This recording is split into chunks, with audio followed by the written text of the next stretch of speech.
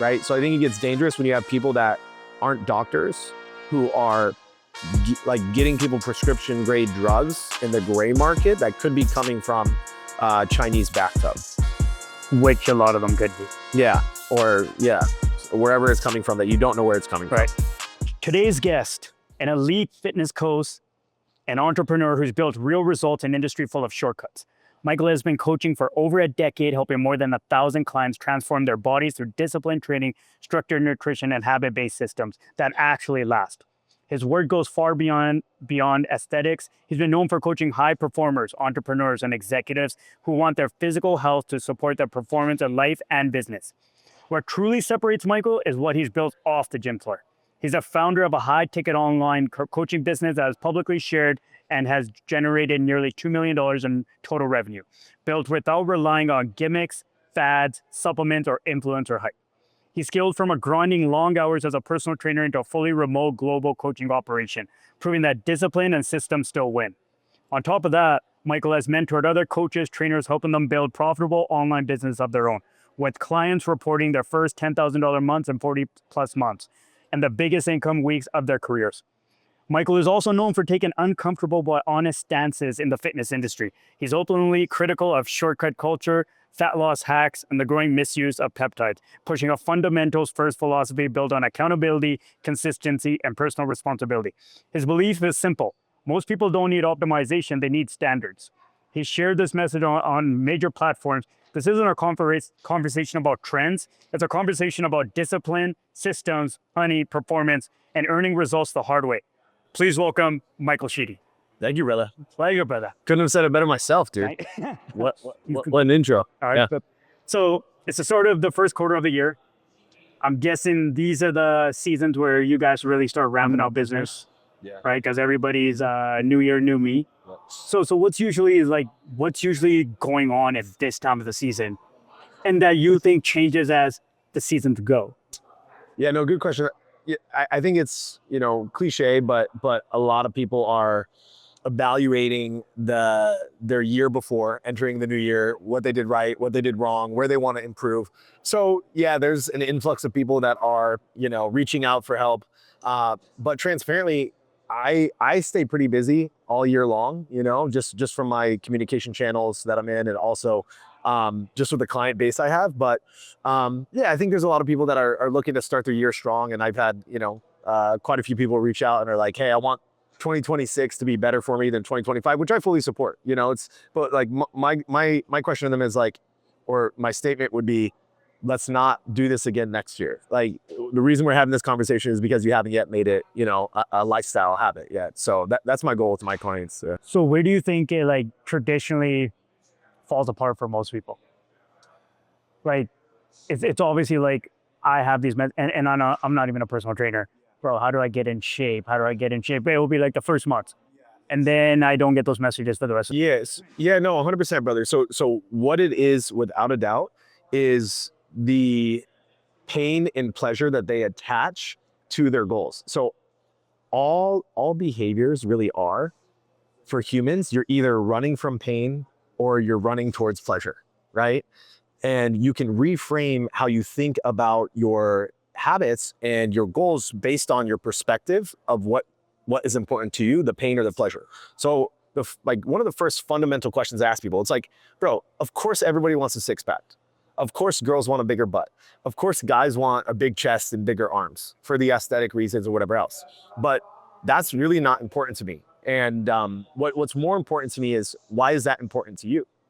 So that's the question I start with, right? So if I can get somebody to identify a purpose that's deeper than surface level, which is, I want to be healthier and more energetic so that I can play with my kids as they get older. I want, I'm not as good of a leader as I want to be at work because I have brain fog or I'm tired during the day. And I know that by improving my health, I'm actually going to make more money at work. Like, those things are more important to me. So people will actually get your services to improve their business, them realizing that they are not the best leaders in the corporate world, based on their fitness, and they would bring you in for that reason. So partly, right? It's both, right? Because a big part of it is, the lack of confidence, or you look in the mirror and you don't like the way you look. When like guys are high performers. I work with a lot of C-suite, C-suite guys and high level guys who are running their businesses, and their North Star is money. This is my thing too, of like what I do, right? Yeah. If all you care about is money, you're going to be unhappy. You're going to be tired. You're going to be burnt out. And not that money isn't important. Money is fundamentally a resource that we all need, and it can do incredible things for you and the people around you. But when it becomes the only thing you think about, and work is the only thing that you do, your body is going to, start deteriorating. You're going to feel slower. You're going to feel sluggish, and you're going to be stressed out. And those are the type of people that typically come to me. And in that process, what happens is they gain fat, their hormones are out of whack. So the initial conversation is, hey, I need to lose 15 pounds, or, I want to look like how I looked in my 20s before I had kids and before I got into business. But then it shifts into, okay, well, I hear you that you want to change how you look and change how you feel. Well, why? And this you dig in deeper into that. You dig in deeper into that idea. And this is kind of a lot of what's in my content. You see on my Instagram. Yeah. I'm not just talking about macros, bro. No, 100%. I've seen that. I've seen that on your Instagram. In today's day and age, with ChatGPT now is used more for information about health than getting information from trainers. There was a study that came out recently that more people are getting accurate data from ChatGPT for their health than they are from trainers. So what does that mean now? So they're outsourcing information. So information now isn't as valuable as it used to be when you're putting out content on social media. What's more important is an identity shift or a thought process shift that you can give people. So part of my content and what I promote and what I preach is fundamentally changing the way that you think about your health, your wellness, your physique, right? That's more important to me. And this goes back to behavioral change, right? If you can connect the deeper why and a purpose to it, just like you do probably in your fighting, you have hard ass camps. I know your camps are hard. You're not just thinking about winning. Winning is important, but you're probably thinking about other things outside of winning too. The example that you set for others, right? Who you're inspiring in the process. It has to be so deep that the moments that you're exhausted, you could pull from that. And that's what I teach people. Let's think about this. So let's take it back to the whole AI with ChatGPT. Do you think that a lot of trainers are going to become obsolete, and the ones that are going to adapt to the technology? Like you're saying, like I can put in, and I've tried this, put in my goals, put in this, come up with a 4-week plan. But then there's you who brings in, you're kind of like digging deeper into people. You're kind of building almost a relationship, almost a connection that you're not going to get from ChatGPT to be held accountable. But there's going to be a lot of trainers that don't do that. Like I've worked around a lot of trainers, and no one's really asked me like about brain fog. No one's either. It's like, how can we get the result? You want a 6-pack? Let me help you get a 6-pack. Not about how you can feel about yourself outside of the gym and how it can affect you being a better version of yourself will help the businesses and the way that, like I do a lot of like day trading, how it will help your day trading, how it will help you that. So you kind of like build that, something that you wouldn't get from ChatGPT. And I think it's like, do you believe that's going to become more important as we go to retain these clients basically? Yeah, so here's the thing. YouTube and Google has existed for a very long time. So people aren't lacking information. And that's not the reason that they're not accomplishing their fitness goals or their business goals, right? It's not more information that they need. It's a transformation in their belief systems and the way that they think. And that's what I challenge my clients to do. And then of course I have like, I think I'm one of the best trainers in the world, one of the best coaches in the world, just with my knowledge and my ability to apply it to each person differently. However, there's a lot of people that are intelligent, right? You can have all the information, but if you don't know how to apply it, it doesn't matter. Yeah, go to ChatGPT, get your macros, get your training split. Why are we still 70% of the United States is overweight? We're not missing information, we're missing application. So the trainers are not going to be obsolete, coaches are not going to be obsolete despite artificial intelligence and ChatGPT, because there's still a process of transmutation in application that needs to happen. Okay. Yeah. Well, like I can see that for myself. Like I would want somebody human to basically looking over everything, to be part of everything like that. Yeah, accountability, right? Somebody else. The emotional buy-in. The emotional buy-in. Yeah. Yeah, 100%. Yeah, you're not going to outsource your MMA jujitsu coach to Yeah. ChatGPT. Hey, you got to work on the rear naked choke. It's like they're not there with you. Right. Know? Yeah. Now you were talking about how people are inputting macros and everything like that. Like I actually saw somebody take their blood work and put it in ChatGPT, Yeah. and they were able to run it better than if they had sent it to a lab. Yes and no. Yeah. Yes and no. ChatGPT is also notoriously inaccurate. Oh, is it really? Yeah. So it can compile some great data and give you some good information, Right. but it is also notoriously inaccurate, right? Okay. So you actually can't trust it fully, and nor should you be outsourcing. My wife fully trusts Yeah. more than she trusts me. Right, bro. But like, and there's a whole nother topic of outsourcing your critical thinking skills to ChatGPT as well, right? So it's like, listen, I use it, but I use it for specific purposes, as a collaboration, right? I don't use it to outsource. Yeah. So let's take it back to when you first started. How different is that? Like I saw actually, I came across one of your stories, I think it was just a couple of days ago, where you had pulled up into a parking lot where you were remembering that, listen, I didn't have shit. And you were, let's go back to that. What was the mindset during that time? Like what was a daily, like what was a day for you then? Because at that time, I'm guessing you were on survival mode. Because survival mode is always different. I've been on survival, I've been borderline homeless, so like chasing my dream. And it's a much different mindset than probably where you are now, where you have 6-7 figure business and you're running stuff. But what do you think the core component during that time, when you were sitting in your car or when you were barely making anything, what was the mindset during that time? Yeah, I mean, so that moment that what you saw on my social media, that was a full circle moment for me. Like being back at the gym that I was making literally $8 a session. And that's when I fell in love with being able to help people. But at the time I was dead broke. I got the job at the gym that was Gold's Gym because I got fired from another job that I worked at Yard House. And so I literally did that just to pay the bills. I wasn't passionate about training people. I got a training certification just to learn more about my body. I didn't want to be I didn't know I wanted to be a trainer, but I was like, you know what? Let me try this out and make some money.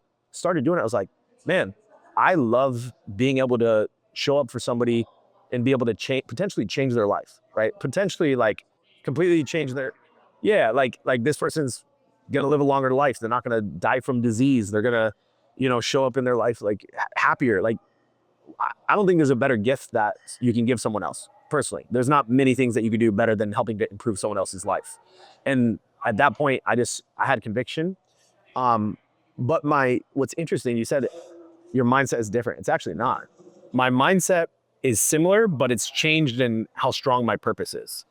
You just kind of kept drilling it and it became stronger and stronger as conviction. Yeah, because back then I even knew I'm not going to struggle forever. I know the only thing that's separating me from where I want to go is time and discipline. So I knew that I had to eat shit, and I was okay with eating shit, right? So you were okay with being patient and the delayed gratification that you knew it was going to take to. Yeah, I mean, I wasn't patient at all. I was doing everything. I was doing anything and everything I could, whatever it takes. Like I was, when I went from that gym and then I started working independently, I was reaching out to people. Hey, I just started working at a gym. Do you want to come in for a free session?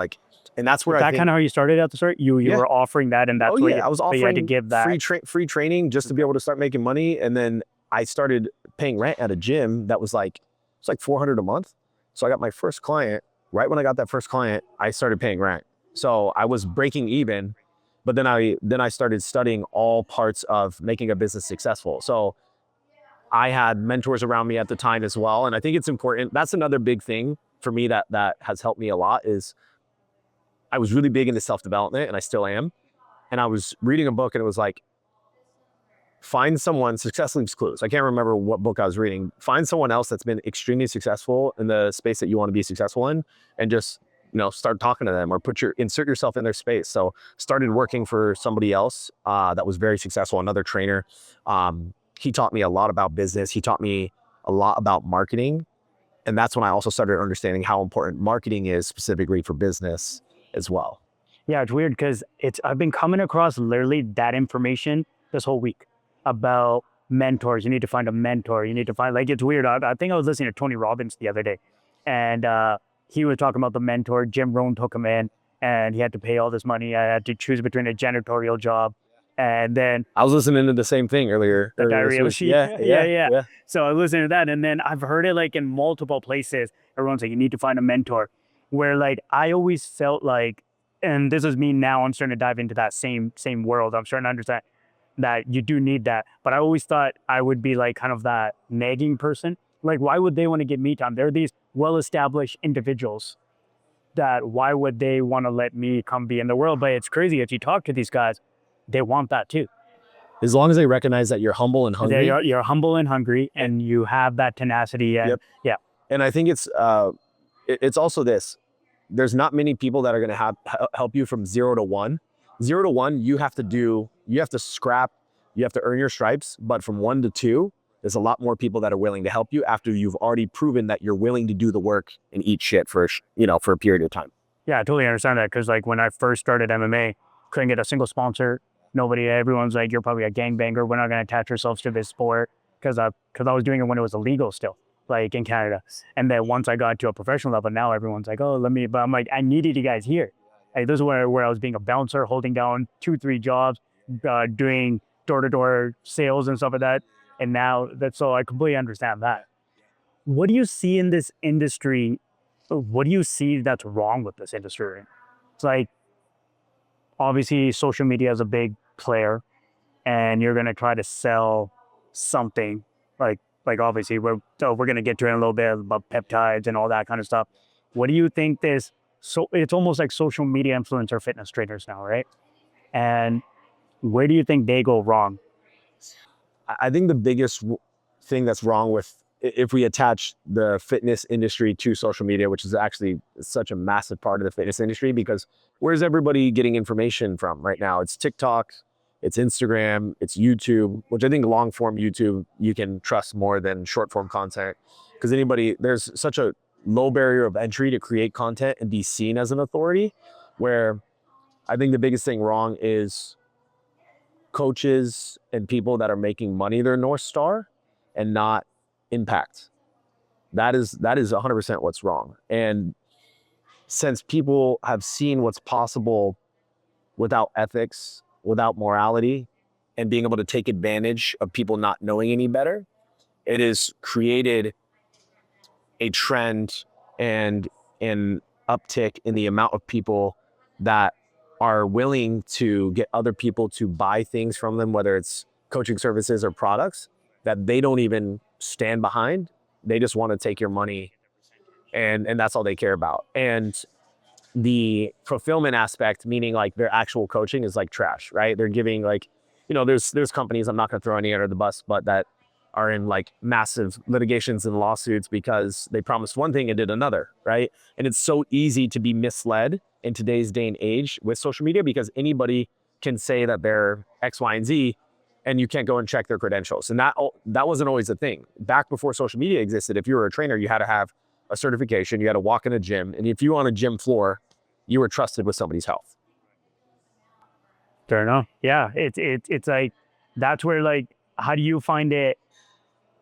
Like, do you find it harder to separate yourself from that? Like, I've noticed, okay, so I went on social media and I was like, okay, like you can usually feel the trust in someone's words. And I do get that from yours, because you don't seem like you're selling anything, but then you'll go to, and I think that's kind of what it is, right? You're kind of dropping information in there and people are like, okay, he knows what he's talking about, but I don't feel like I'm kind of being sold sunlight today, right? So it's like, so you think that's what the difference is, where like you can usually tell when someone's trying to sell you their affiliate link for their protein. Right, exactly. That's why I've never created a partnership with a supplement company, because I don't want to have to post videos and put a discount code out there just to make money. Like, that's never something I felt convicted about, I was looking for somebody to talk about this with. I wanted to talk about peptides on the podcast, and the amount of affiliate links. I was like, what? Bro, I saw you post that too. Yeah. You're like, I am not looking for a drug dealer. I know. I'm like, I'm not looking for not looking for your dealer. And everybody wanted to like make money. Right? Everybody wanted to make money. They're like, yeah, how can we take advantage of this and make money? Yeah, 100%. And I kept getting, my DMs were just blown up. It was like one of my most viewed stories in a long time, and it was just text. It wasn't any video of me training or anything. I'm like, this is wild, man. I got all these links. I'm like, you guys missed the whole thing that I was doing with this. So it's like in this industry, there's obviously going to be a lot of shady characters. You're going to come across a lot of that. More than ever, actually. It's more than ever just because social media, like it goes for almost any industry because you can hide behind a veil. Yep. And it's like, where do you think it gets dangerous now at this point?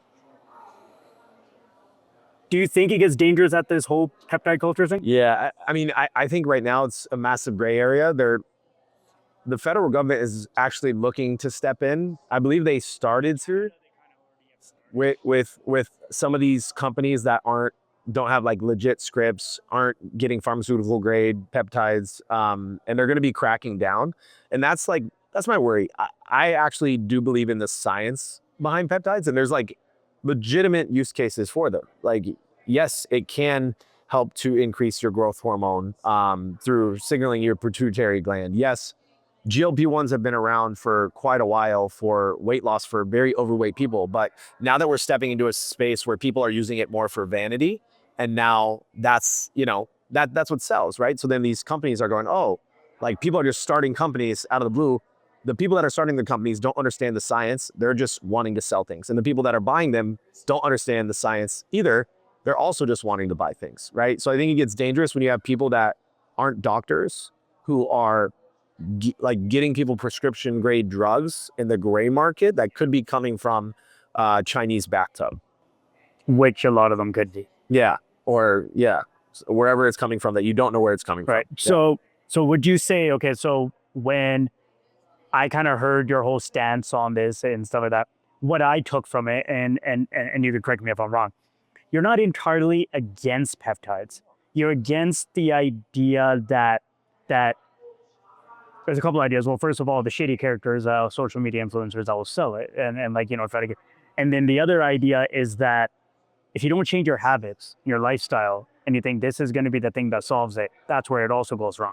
So if you're jumping on Retta, you're jumping up, but you're still going to go eat McDonald's 2 or 3 times a day and you're going to be heavy carbing, or you're going to jump so that's what I took from it. That's what you were trying to say in that situation. Yeah, I mean, I purposely say things that are polarizing, right? Because I know it's gonna capture. Well, that's how the message came to me. They're like, get him. I'm like I wanted to get information on Pepe. I'm like, this guy wants to debate me on Pepe, and then I'm like, you know what he's saying is actually what I agree with too, because I say that to people all the time when they want to lose weight quick, but they're like, oh, I'm going on a trip. I need to lose 10 pounds. I'm like, well, what are you gonna do after you lose that weight?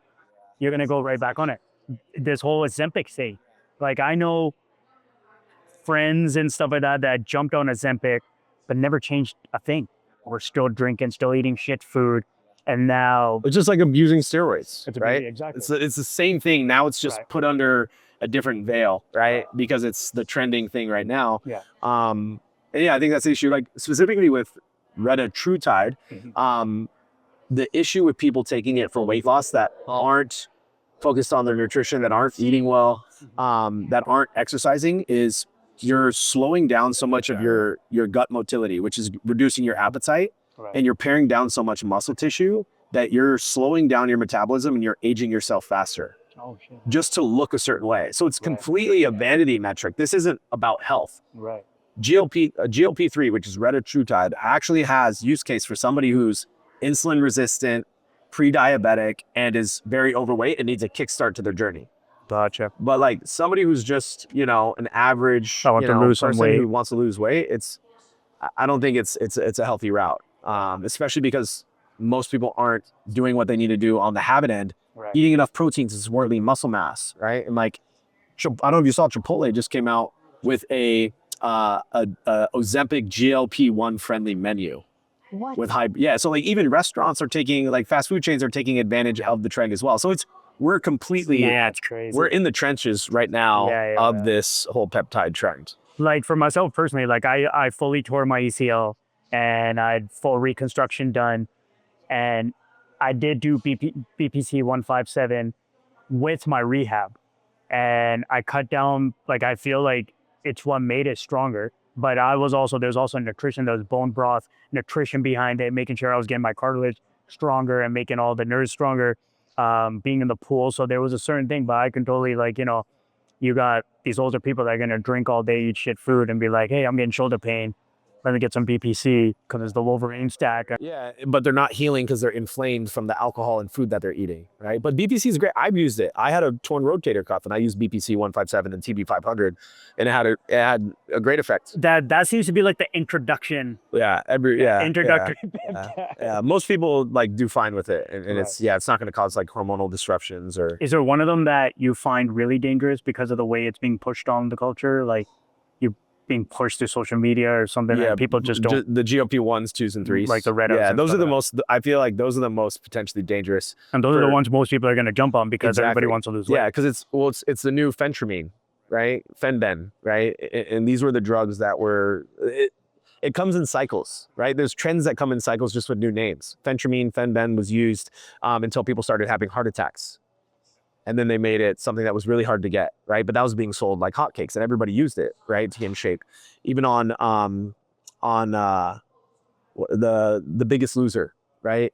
One of the coaches, I can't remember her name. She was like a famous actress. Yeah. She got in trouble for prescribing that. Some of the people, that's how they were losing so much weight in a short period of time, but it was actually so dangerous for them on their systems. Yeah, there's a Netflix documentary on all that. Yeah, like 70% of the contestants ended up gaining more weight and more after the show.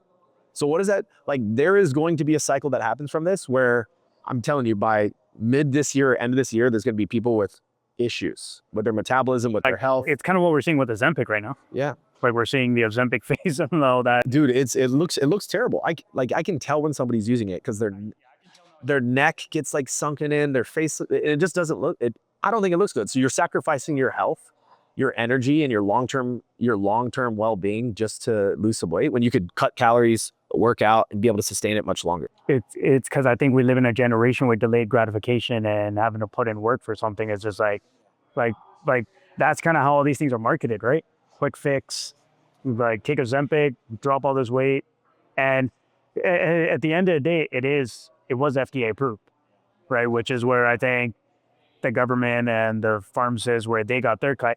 Do you not think that with peptides, that's what's going to happen? Like they will make it illegal, or they'll kind of put more constraint on it just so they can get their cut? Correct. This is how everything works. Like, they're not going to make it illegal. They're just going to make it illegal to sell it in the gray market. Look at marijuana, right? They started legalizing marijuana so they could the federal government, local governments could make money off of it, right? Same thing's going to happen with peptides. And it's not because they care about your health. They care about the money they're not making, right?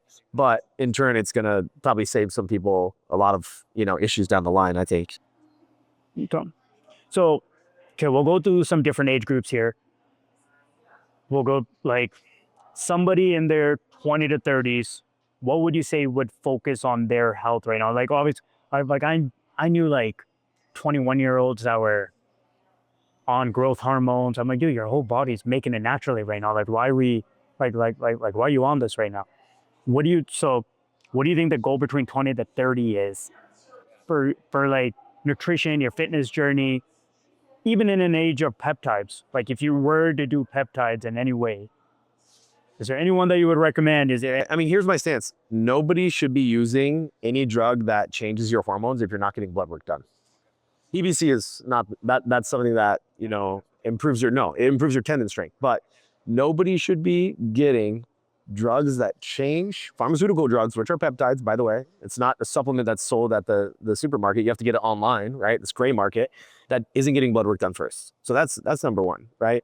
Most between 20 and 30, unless you have a genetic deficiency, you have the highest, let's talk about guys, you typically have the highest testosterone and growth hormone you're going to have in your life, right? So you have no issues. The only thing that could hold you back, and I know this because in my early 20s, fitness is what saved my life, is drinking, going out, smoking weed, partying.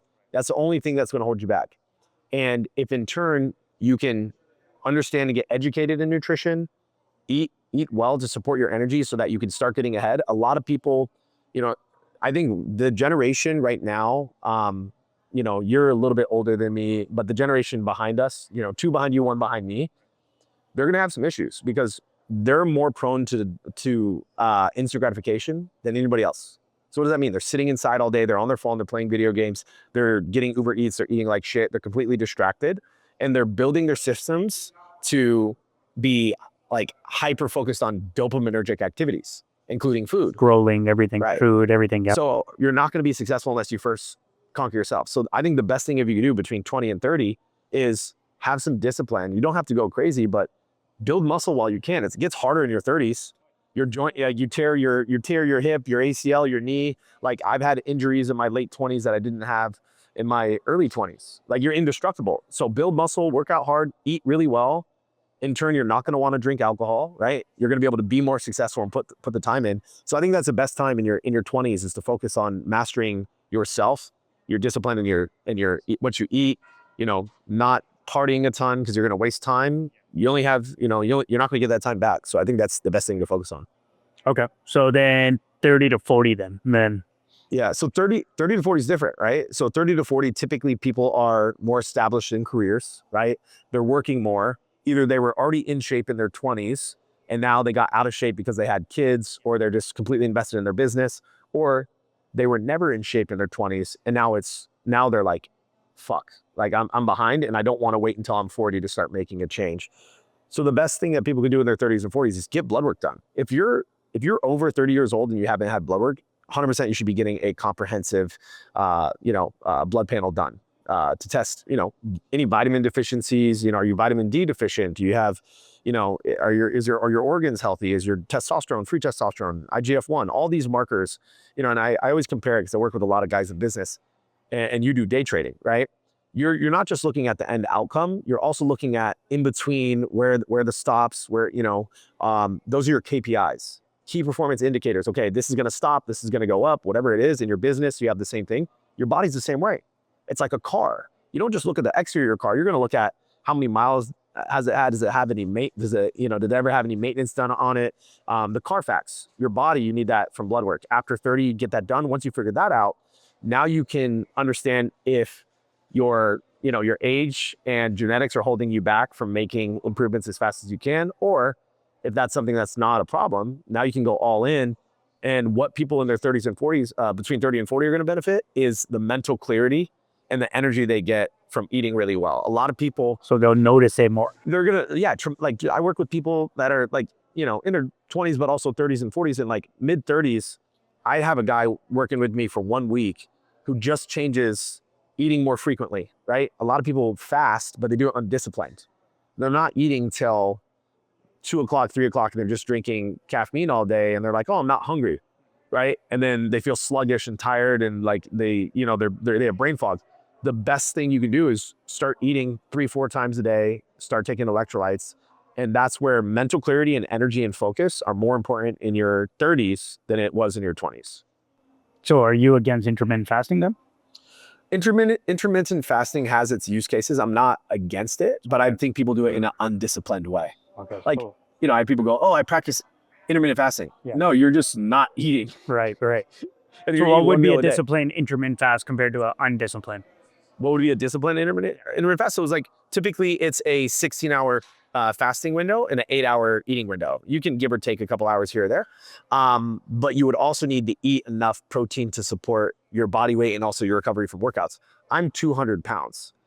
It's really hard for me to eat that amount of food in an 8-hour window for me to be able to hit my macros. I think intermittent fasting works best for people who are either trying to lose a lot of weight, but then again, that can cause them to have a restriction mindset about food. So unless you have a good relationship with food, intermittent fasting can actually cause a bad relationship with food, right? But the best use case for intermittent fasting, I think, is people that are under 160 pounds. Okay. So like myself. Yeah. And like, dude, I actually love fasting. Right. When I don't eat for a day, and I've played around with like 24-hour fast, 40-hour fast, I'm firing on all cylinders. There's a lot of positive benefits to fasting. I'm not against it. I'm just against how people typically go about it for who it's for. So you were saying that some people will kind of just drink coffee and kind of just because coffee it usually kills cravings, does it not? Yeah, it's appetite suppressant. All stimulants are appetite suppressants. So is that a harmful way to do it? Like for you to get through a fast, or No, No, it's not harmful. No, depending on how much caffeine if you're completely zapping your nervous system with a bunch of stimulants because you're tired or you're addicted to it, and then then you're in your eating window, like you're kind of also working against yourself because your body's in a constantly fight or flight mode. So like there's a point of diminishing returns with using caffeine to suppress appetite. You know what I'm saying? Yeah. But like electrolytes also help to keep you satiated too. Yeah. So if somebody, like, obviously that's going to slow your metabolism down too. Now, if somebody wants to fire it up, if somebody wants to fight, like, because me, I've noticed that when I'm out of camp, I just end up intermittent fasting. But when I'm in camp, obviously you're training 3 times a day, so you need that food. And I also notice how much muscle, well, obviously the muscle also comes from all the training, but there's a different kind of leanness that comes from the constant meals. It's also, you get more hungry because your metabolism is charged up. What's a way that you would say for people to charge up their metabolism, like in a way, like, where they are eating more? Because some people are trying to eat more, but they just can't force themselves. Yeah. I mean, build muscle. The more lean muscle mass you have, the higher your resting metabolic rate will be. That's why I can stay under 10% body fat year round, because I built enough muscle to where if I go out to eat with my friends and I have an appetizer and some steak and some a small dessert, it's not going to impact I'm not going to gain fat because my body's burning through it. So if you want to increase the amount of calories you're burning, you need to build more muscle. And you can't do that by constantly restricting and being in calorie deficit. So a lot of people are overweight, yet they don't eat a lot. Why is that? They're not doing resistance training, they're not moving, and their metabolism has completely slowed down. So everything they eat gets stored as fat. Crazy. Yeah. So, I mean, this because when you're in camp, you're moving, right?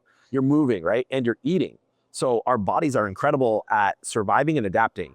You're utilizing the food to rebuild the muscle because you sent a signal and dude, I see guys in the cage that are like jacked because the strength and conditioning programs are crazy nowadays. Mental. Right. So you got to fuel yourself for those workouts, and your body's repairing and then it's burning. So you're constantly sending this signal, right? Like, train hard. My body's going to burn through calories. I eat it. It fuels a muscle. And then now all of your food is just being used for fuel instead of stored as fat. A lot of people work against themselves that way. Yeah. Well, that's interesting because I'm reviewing my program and I kind of see that. I definitely. Yeah. They get in their own. A lot of people get in their own heads and they just go, "Oh, I'm just going to eat less." Yeah. Crazy. Yeah. What's your take on a full vegetarian diet then?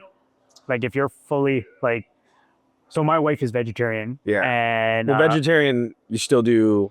She will still have cheese eggs or eggs. Yeah. She'll still have cheese and eggs. Yeah. But then I have friends that are even against that.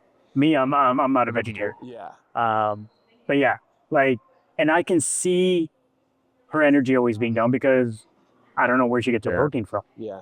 And so, but then I've also come across certain stories where this bodybuilder and all he is a vegetarian. That is, if a bodybuilder is completely jacked and he's a vegan or vegetarian, he has incredible genetics or he's on PEDs. That's why they're an outlier. How many jacked vegans do you see walking around? Like, you don't see them, right? The reason for it, why a vegetarian or vegan diet where you're not eating animal proteins, it's not the protein you're missing, it's the vitamins and minerals in protein that you're missing. B vitamins, folate, other minerals as well that support hormonal processes, that support. So is there any vegetarian alternatives to that? Or do you just have to eat so much more food? Or so, I mean, you can get your protein intake in if you're a vegetarian. I mean, there's tofu, but then there's side effects of tofu too, is there not? Yeah, I mean, it's higher in soy, right? So you're going to get a byproduct potentially that's an endocrine disruptor where you're raising estrogen. So it is not a healthier way of living. I've worked with clients that are vegan and I actually help them to change their physique, right? But it's not my preferred. No, it's not, because I know that they're going to have a harder time. They're going to have a harder time building muscle. They're going to have a harder time feeling, fueled up and energetic because they're missing a lot of vitamins and minerals. So a vegetarian, unless they just eat a lot more, they're always going to be lacking some sort of minerals. They're going to be lacking minerals and complete proteins. I mean, you eat animal protein, that's a complete protein. It's hard to get. You can get complete proteins, but it's much harder to do. Okay, now full-on carnivore diet. Carnivore diet. I've never done it. Yeah, but I know people that have, and some of them sell great. I mean, listen, all diets are what? calorie restriction methods, mostly, unless it's for, ethical reasons, right? Or like religious practices. But the carnivore diet is a calorie restriction method that people use so that they don't eat refined sugars and carbohydrates, and they're satiated because they're eating a lot of fats. You're eating cheese, you're eating eggs, you're eating red meat. So yeah, you feel full. I've seen people improve their biomarkers, improve their blood work, improve their health and well-being from being on the carnivore. It's not just the carnivore that helped them, it's the fact that they got off all the other bullshit that was holding them back. And they've been in a calorie deficit for a long enough period of time to see those positive benefits. But is it the end all be all for the best thing that you could possibly do? No. It's also marketed and heavily sold to people as well. Gotcha. So, okay, so then what is your diet then? If I eat I eat a full spectrum. I eat plants, I eat animal proteins. But what's like I a eat breakfast nuts. for you? Like what's the little? I eat typically whole eggs because egg yolk is great for you, right? The saturated fats and the cholesterol in the egg yolk actually converts to testosterone in your body. Oh, really? Yeah, cholesterol is what creates hormones. So you need dietary cholesterol, which isn't the same as cholesterol found in your blood work. So egg yolks are great for you. But I don't overdo it because then you get too much saturated fat, which could also be bad for your total cholesterol, which is your LDL. But for breakfast, I'll do 2 whole eggs. I'll do some egg whites. I eat something called cream of rice, which is like an oatmeal alternative. Yeah, it's granulated rice. It's just like rice powder. I'll put some blueberries in that, and I'll put some spinach in with my eggs. So I get my vegetables, I get my minerals and fiber from. That's your breakfast. Yeah, that's my breakfast every day. I eat the same thing every day. Yeah, well, I know. Yeah, I noticed with athletes, including myself, once you're gonna find like the thing, like you could eat the same thing every single day. Yes. Like when I met my wife, there's just chicken breast and rice. I'm like, I don't need to go to a fancy restaurant. Yeah. I'm like, I don't need to go to I could eat this every single day. You don't have decision fatigue. You don't have to figure out what to eat. Decision fatigue, I think, is one of the most. Yeah. It's one of the biggest things. And I have predictable outcomes. I know every day how I'm gonna feel. So then I could show up for work with my clients, content, training every day. I'm gonna feel great. Yeah, that's crazy. I actually never thought about that. Yeah. About the predictable feelings. Yeah. Yeah, that's no headaches, no stomach issues. A lot of people have, how many people have headaches on a daily basis, acid reflux, bloating, gas, diarrhea, it's from their habits. so okay. Then now we move to lunch. Yeah. I've been doing, I'll typically do a lean protein. I'll do ground chicken. I just like ground chicken better than ground turkey. It's easier to eat. I eat white rice almost every meal. So that's like my main carbohydrate source. So I'll do white rice. I'll do kettle and fire beef bone broth to make it easier to eat, and also the glutamine in it as well for digestion. And then I'll do arugula as well. I'll do a healthy fat, either raw cashews or I'll do avocado oil. And I measure it out. It's the same. Do you measure everything? I measure it. I measure everything. Yeah. For me, it's weird. It's like for none of my camps, even when I had to make 125, I just couldn't get around to measuring that. I just I probably was deficient during things. I just was like, okay, I probably should eat less of this. I know I should have measured it.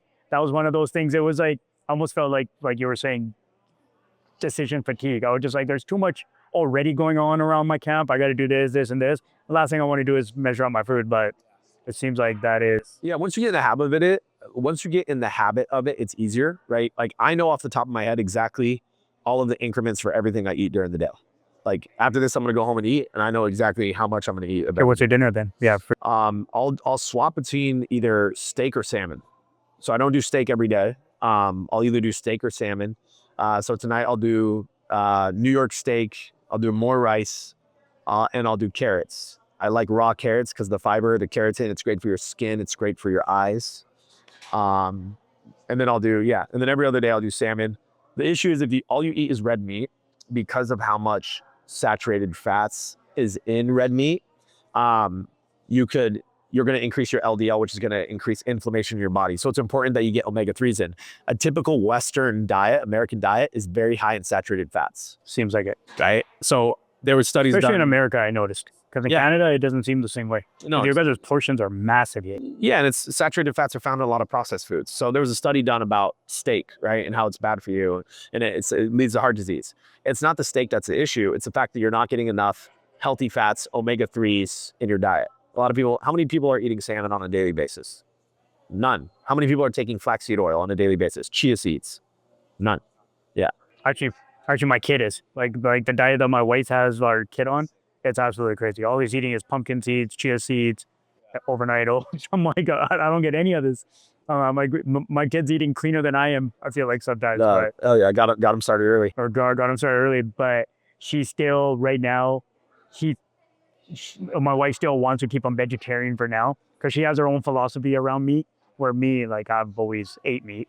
And so then we'll see when he gets older and let him decide. I'm like, dude, I want this kid to be a superstar athlete. She's like, he can be a superstar athlete being a vegetarian. I'm like, all right. I'm like, we'll see how that goes. Yeah, that's definitely something. So I want to jump back to the personal training side of it. What is like, where do you build your business from the ground up? Like you built it from the ground up, right? Like you're saying with the clients and stuff like that. What let's like I don't want to ask your bank account, but would you say you were broke at one point and you were able to take it to somewhere else? Oh yeah, I was definitely broke at one point. Yeah, I mean, when I started personal training, I probably had $2,000 in my bank account. Yeah, it was like I was just surviving and living on paychecks month to month. So it wasn't until probably I was 20. I was like I was 22 years old when I started not living paycheck to paycheck, but I was still not. 22. Yeah, That's still pretty young, man. yeah. But I when I was 20, I had when I was I moved out when I was 18 years old. When I was 19, I overdrafted my bank account. I had to ask my dad for money, and he was reluctant, but he gave me like $1,000. That's when I started personal training when I was 20. Was grinding, lived in a 700 square foot apartment with a broken water heater, had to take cold showers all the time. That's crazy because it sounds like you're telling my story because it's Yeah. literally the same thing. But it builds character, bro. No, It 100%. builds character. Like I don't feel, I am grateful that I went through what I had to go through, like coming up, and I didn't have anything handed to me because that's what gave me my work ethic today. Like I'm not afraid to work. I loved work. It actually fires me up. And you probably work harder because you don't want to go back to that. Yeah. Because once you felt that, To be honest, I'm not as afraid of it as it used to be. well, I'm sure, yeah, but like, but why would that be? Because I'm not living out of survival anymore. Right. And I trust God. Exactly. Okay. You know? And when did that start? When did that belief in God, or was it always there? It's actually been in the last like couple of years that I've had to, because the problem was when I was still coming up as an entrepreneur, I was running off of survival. And so you never had any belief. So I was burning out because I was always like just on to the next, not taking any time to reflect, be grateful in the moment, be present when I should be, work on other things outside of work, right? That's what I was trying to tell you. And I realized that I was like even early part of last year was still kind of in that place. And then I kind of just had this shift where I'm like, this is so much bigger than just building a business and making money. And it started out, it starts out as you have this passion and this impact, but then you get so focused on the minutia of trying to be successful that you sometimes lose the plot. And that's what brought my faith back to, it's all part of a plan. Everything I've ever experienced was something. Like, was there a certain moment? Like, was there something that happened? Was there something? Nothing, honestly, nothing particular. I mean, I've had some crazy time, like, and my sister passed away in 2022. That got me to kind of really get more serious about my purpose. I got it tattooed on my arm right here, so, but then like in the past couple of years, just strengthening that resolve to where making money isn't the most important thing to me. It's a byproduct of my work, and it's a byproduct of my ability to impact people. And that's what's got me out of being afraid to fail, or what's the worst that could happen? And I have the skills to bring me back. Yeah, I feel like a lot of entrepreneurs end up on that just survival path for a while. Like it doesn't matter if you're a It burns you out. It burns you out, bro. And Yeah. you forget to connect. Yeah. And it's usually because I don't usually see people as young as yourself that kind of come to that realization. It's usually guys that are in their 50s when they've been on the road for so long and now they have built something. Now they're like, oh, wait a second, like I completely lost touch with what the real purpose was and God and everything. And now I've come to that realization. Because usually like how old are you? 32. Yeah. So like myself also, like you're still on that path. You're still on Yeah, that. I'm grinding right now. Yeah. Yeah. So it's interesting. That's cool that you realized it so soon. Like I would say it soon. Like I guess some people that, because you're also on this path where you are building a business, where you are causing impact for a lot of people. You're a lot of people's lives have been affected by you, right? And in the best way possible, which is absolutely cool. And so is that what makes you show up as your best self always? Like because you know there's so much reliance on you, because there is a lot of reliance on you. Yeah. Yeah. It's I don't feel like pressure or a heavy burden because I'm grateful that I have the opportunity with the gifts that God has given me to help other people. And like just like yourself, you have probably genetic skills and gifts that have made you a great fighter. Like, and I feel like everything that we've been given is a gift and a tool that you can use, and you can either use those tools to your highest ability, and in that process you're going to be very fulfilled for the contribution that you make to this world, or if you don't, that's when you feel depressed, stressed, and anxious. So I don't feel those things because I'm grateful to be able to do the work given the tools that I've been given by God to have the highest contribution on this earth. Yeah, you were just talking about stress and stuff like that. Where do you connect the whole fitness and everything with like mental health part of it? Like do you deal with people that are like, coming out of anxiety, out of depression, and that's the reason they've come to you for it? Yeah, without a doubt. Yeah, I mean, and listen, I love helping people. So if somebody comes to me and they're ready to make a change, they want to make a change, or anybody, right? Outside of my business, talking about anybody, if somebody's ready to make a change and they're willing to quote unquote like suck it up and kind of do things they haven't done to get a new result, the definition of insanity is doing the same thing and expecting a different result. A lot of people live in victimhood because they are reinforcing a story that's keeping them stuck. Yeah, it's very true. How many Yeah. people, you've gone through some probably crazy shit I don't know about that we haven't talked about, right? As have I. I've had guns held in my head twice. I've had, abused as a kid. I've been around drug addiction. You name it. I've been through some things. It's not just me. A lot of people in this world have experienced very traumatic things. But you can either let that be the story that holds you back from accomplishing what you want, or it can be the story that you can use to inspire other people to pull themselves out and create the best life they can for themselves and for others. Yeah, I think that's definitely going to resonate with a lot of people, and the fact that like I come across this kind of, because I work with a lot of high risk use. It's like I'm not gonna say my side thing. It's actually become my main thing back home, and you see that, you see all the stuff they come from, but you can see there's this fire that just needs to be directed in a certain way, and these kids can become savages, like in whatever they pursue. And then it seems like you were able to direct it in a way where you were able to, like, whatever you came from, the abuse or like any kind of stuff, you were able to direct it in a way where now you're only putting out the positivity from it, which is like, not everybody's so lucky. Like, I want to say lucky, like not everybody comes to that realization, because it's not It's luck. It's hard. you No, came to I'm that not saying realization. it's easy. Yeah, it's not easy at all. Like, your question was, and I kind of skipped over it. People that are depressed and they want to change it, their mental health and how that works with fitness. Like, yeah, somebody goes through a breakup. Guys go through a breakup and they're like depressed, right? They're in the lowest moment of their life. They Like, say, go hit the gym, bro. best time in your life to work on yourself is after a breakup. It actually, that's where Yeah. it wasn't even a breakup for me. I chose to do MMA, and I was supposed to become an accountant. And at that time, I was with my ex, and she's like, "What am I going to tell my family? Like, this is a disgrace. You're supposed to become an accountant, and this is what your life is supposed to be." I'm like, "This what?" And then that relationship broke, and I literally locked myself in the gym. Like, I'm not saying metaphorically. I asked the gym owner if I could do free security for him and sleep behind the desk, and I take a food home with me, and I sleep there. And they needed somebody there anyway, because it was like a ghetto area, so they had break-ins all the time. We had like jail bars on the front windows, and someone actually drove their car through the gym while I was sleeping in the office at one time too. But I would see people right out the window, just meth addicts shooting up, heroin addicts. But that's what it was. But it was the best time of my life. I had nothing to my name.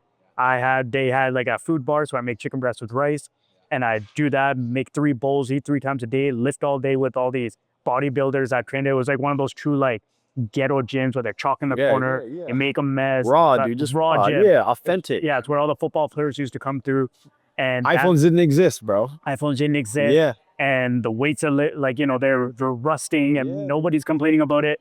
And I slept in that gym, and that's what it was, because I was able to take that pain Yep. at that time Turn it into power. and turn it into power. But there's a lot of people that don't find that out there. I Yeah. think fitness It's is a perspective. It's a perspective, It's 100%. legitimately a perspective shift. That's everything in life is your attitude, how you look at things. right.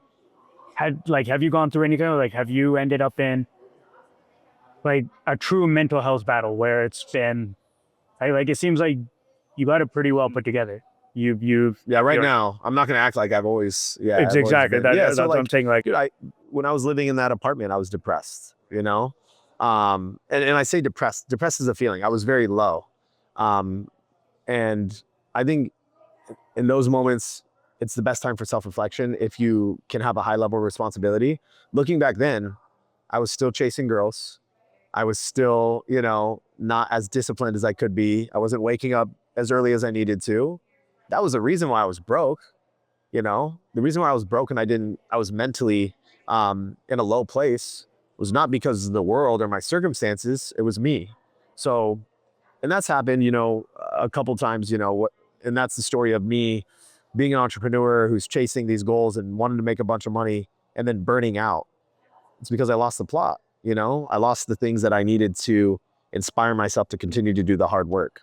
And I think that's, do you think that's where people kind of fall into a hole? Like, you lost the plot, because they're always like, especially entrepreneurs. I think it's a characteristic of all of us. We're always, once we hit that one milestone, we look at the next milestone, and the milestones just never end. And there's never it's like in the end, you're still empty to a point. Like Will Smith said it. He's like, he was talking about the cliff top. Yeah, the cliff top reference. And then that makes a lot of sense. no, I've been there. Yeah, I've been there because I achieved the level, like I said, this was in the last like couple of years. I achieved a level of success financially for me that I thought would make me happy.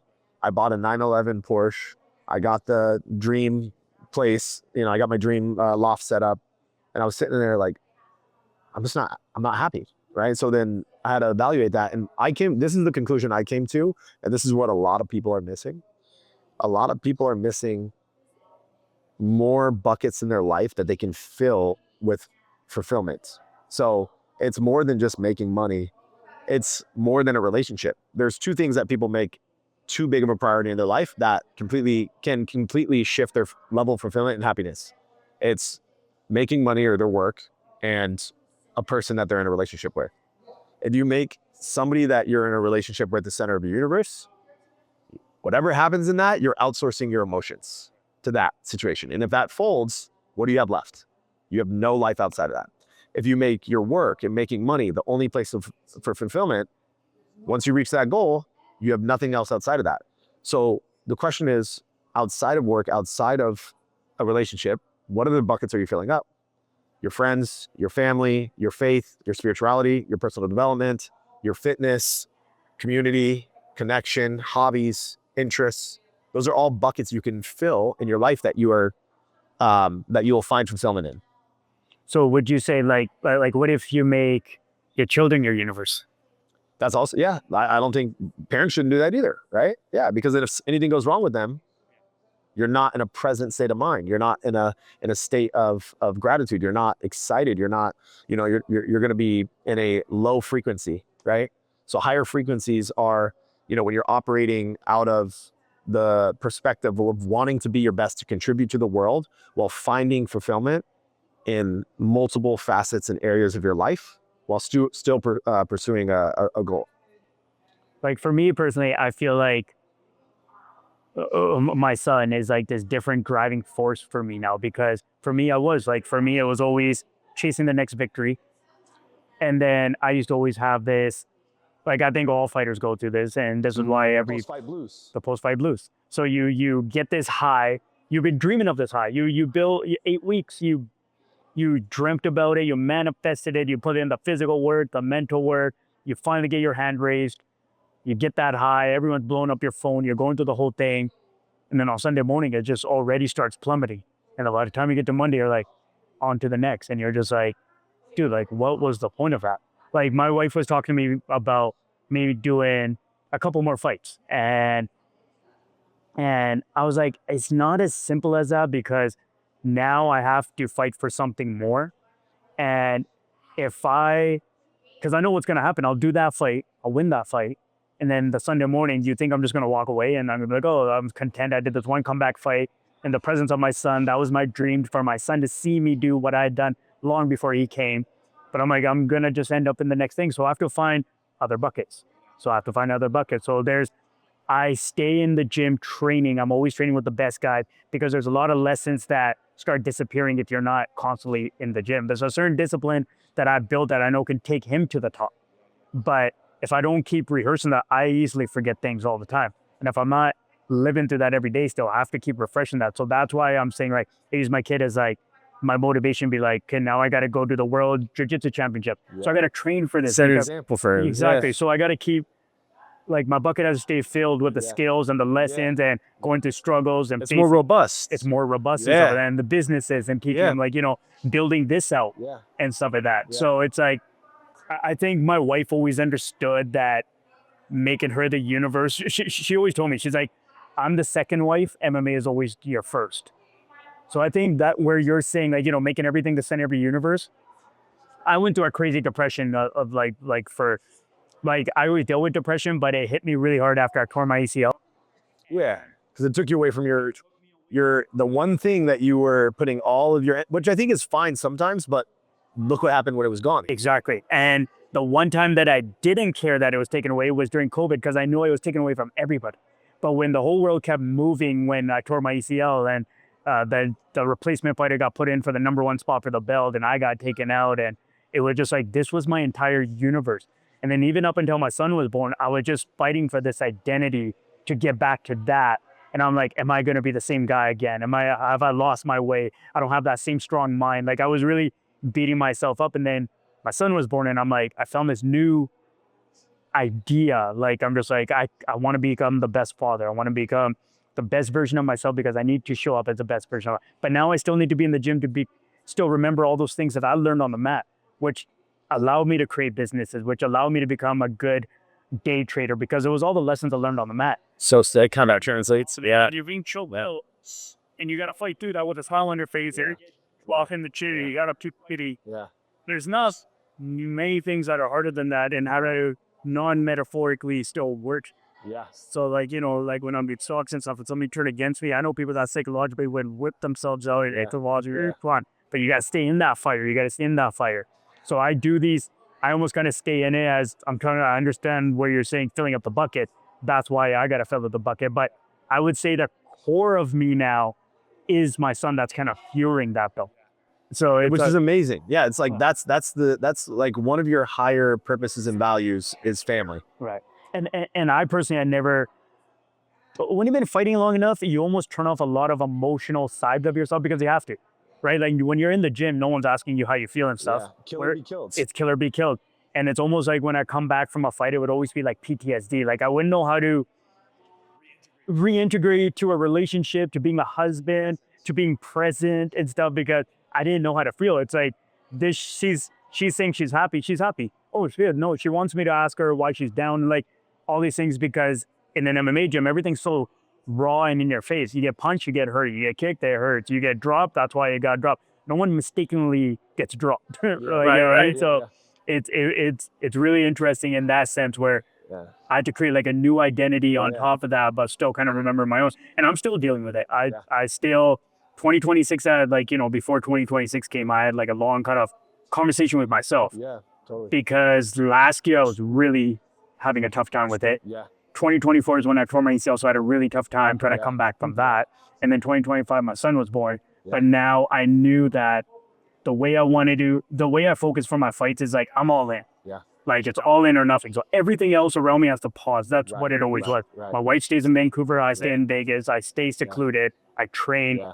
But now it's like, it's a different universe, bro. It's a different universe. I can't even speak on it. It's like, it's because for myself personally, like, I had another guest here, and he's like, dude, I'm in the back, I dance, I'm DJing and stuff like that, I'm relaxed. I'm like, dude, I'm none of those things. I am shit scared. I am like, the only place my confidence comes from is preparation. When I've done 3-4 sessions in the day, if I see that the sun's still out, I got to run a few miles. I don't know when to stop because I don't know what the other guy's doing. But so I'm like, if I sign a fight now and I know I can only get 50%, the last feeling I want is right when my music hits and me to have that conversation, be like, you're not prepared for this. I've never had it. But I can't even imagine the fear that would take over because the anxiety of the situation of the unknown is already freaking enough. I can't even imagine going into something unknown. So it's like, for me, it's like opportunity cost is something I've been. Yeah. Yes, especially with all the responsibilities you have now. It changes a little bit. You're not that young guy with nothing to lose. That's exactly Yeah. because I used to always I laugh at dads that would be like, dude, you'll get it when I have a son. No, dude, I'm gonna keep doing my thing. I'm gonna keep fighting and keep thinking. Dude, as soon as I had my son, I was like, what the hell's going on with me? I would check myself like just in my head. I'm like, what the hell are you feeling right now? Like, what is this? Like, why can't like I go for an hour session down the street. I'm like, gotta get home to this guy. Here, I used to be here for 6 months training. My wife used to be home in Vancouver. FaceTime, say hi, go back to training. Never felt a thing. And so it's like, I'm trying to find out all these little different buckets and I have to keep it. But yeah, the purpose changes, but the fire, like I'm saying, my son fuels a lot of it without even knowing he's fueling it. Because I also think I have to keep reminding myself of these because I need to pass this on. I don't want to be an average dad. I don't want my kid because I didn't live an average guy's life. So I should not be teaching average lessons. And my wife already knows this. I just let him fall and something, let him fall. She's like, no, we gotta protect him. I'm like, no, let him fall. Let him figure it out up the stairs. And he's 1 year old.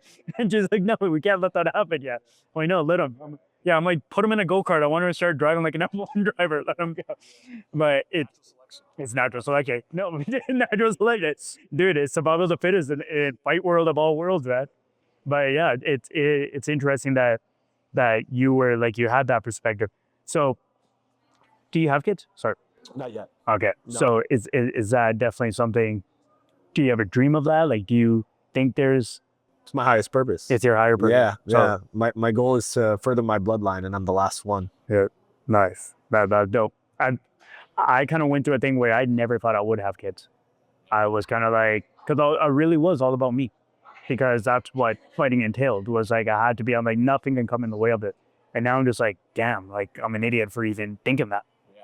But also, I think it's like a maturity thing too. It's a maturity thing, but I'm sure you'll feel this way, that you're glad that you did it as long as you did the way that you did it, because you wouldn't know the things about yourself and the things that you want to pass on. Yeah, that's too. The man that I am now is different than the man that I was at 24. And you wouldn't, and there's a timing for everything. Yeah. And like in the Indian culture, everyone was like, you're too late. You're supposed to have had a kid by 25 and this and this and this. I'm like, no, it doesn't make, like me and my wife, we traveled the world. We did all that before we had kids. And now we have something to show our kids. So How old's your son? He's 1. That's awesome. Well, he's 15 months now, but yeah. So cool. Yeah, so it's cool. Yeah. It changes, dude. Yeah. It's like, I can't, like, it's hard to put into words. Like, I'm trying to figure the words. And I usually hear dads talk like this. I'm like, I don't get it. I don't know why. Like, and I also, there was a point where I'm like, I don't think I can really feel love. Like, like in the deep parts of me. And this kid, I'd be standing there holding it. I'm like, what the hell is this I'm feeling? Like, my body was uncomfortable. Like, I had all these uncomfortable days and months. I still have them all the time. I'll just be sitting when I look up at me. I'm like, what is this weird ass feeling? Because I felt like there was a lot of trauma that I went through where I turned off a lot of parts of myself to that. And then like I lost like obviously we've all lost people.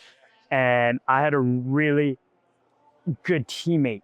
And I would say my brotherhood and you'll probably see this, is that the fight brotherhood sometimes is tighter than some of your own siblings, because the goal of that brotherhood in a gym is to push you and bring out a better version of yourself.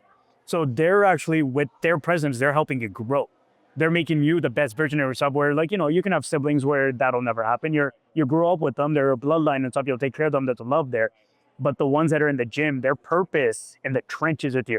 Like, I don't have any tattoos, but I have scars from the cage from him. And those are my tattoos for life. They'll always be my tattoos. And when I lost him, he was 28.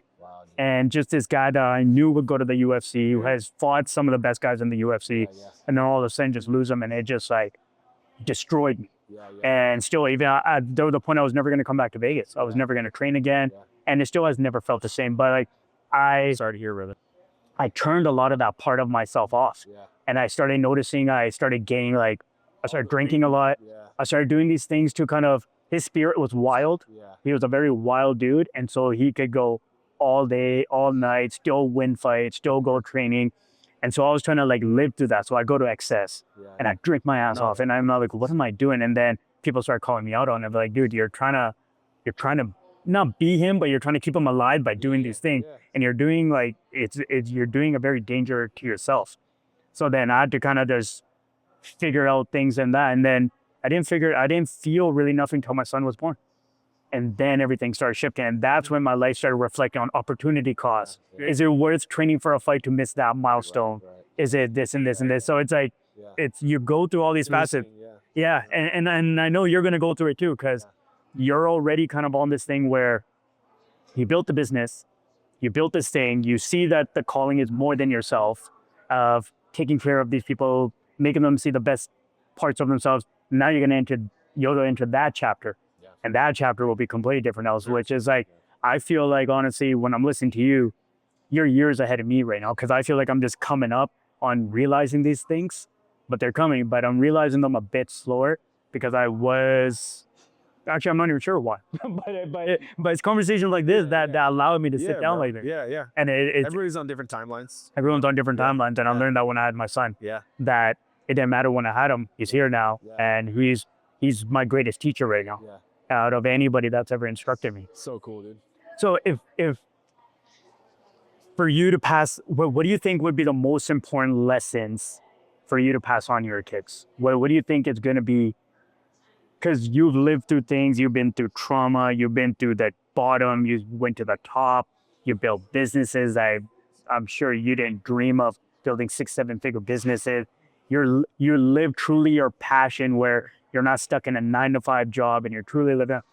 What lessons do you take from that you want to, because the goal is always to elevate our next generation. So everything now we got to break on the next thing. I mean, there's so many lessons that I would want to pass down. And I think that's also like, I'm grateful for what I've been through. And I'm actually grateful for the future challenges that I'll face, because those are more opportunities to gain wisdom, to be able to pass down and also help other people with, because that's all it is. It's not how many times you get knocked down, it's how many times you're able to stand up. So that's the lesson that I pass down. It's like, listen, you're going to face challenges, but adversity is what's going to give you strength. Challenges are what's going to make you wise. And without that, you're not going to be a complete person. And it's not what happens to you, it's your attitude and your perspective of what happens to you that determines your fulfillment and your outcomes. So you would allow, like my wife gets mad sometimes when I'm like, I want my son to face adversity. She's like, why? We got to build a life for him where he doesn't have to face it. Like why you have to think about everything is hard, because I've come up in that, right? And you've come up in that. I do hard shit every day on purpose. I live in a loft that has an elevator. I take the stairs every day because I don't want to, but I do it because I don't want to act like I can rest on my laurels, because that's not going to build character. It's the only way you can build character.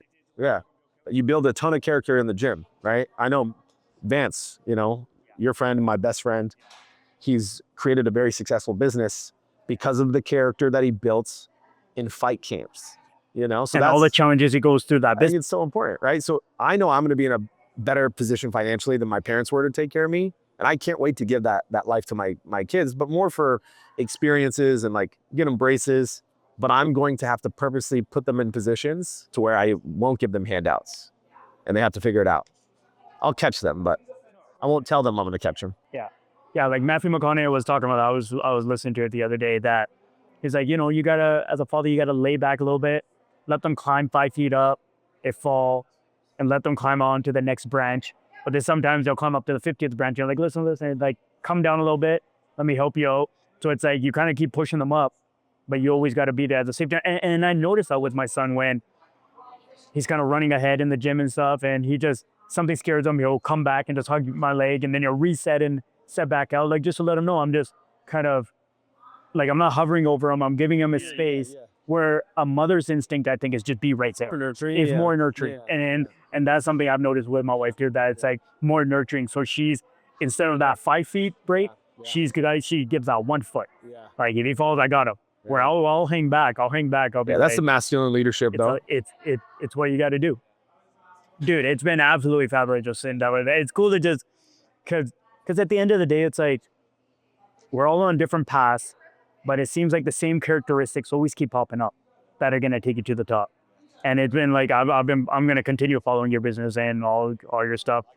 Yeah, I actually want to come get some work in with you too. So, but it's been absolutely fascinating that from the start, from the bottom, now you're here and you're in a position where you're living your passion. It's not about the money, because that's ultimately what everyone's goal is, to be able to do a passion, but still get paid, take care of itself. And it's been absolutely beautiful, bro. Yeah. Appreciate you, man. Appreciate you, bro. Appreciate you, Yeah, man. thank you for your time.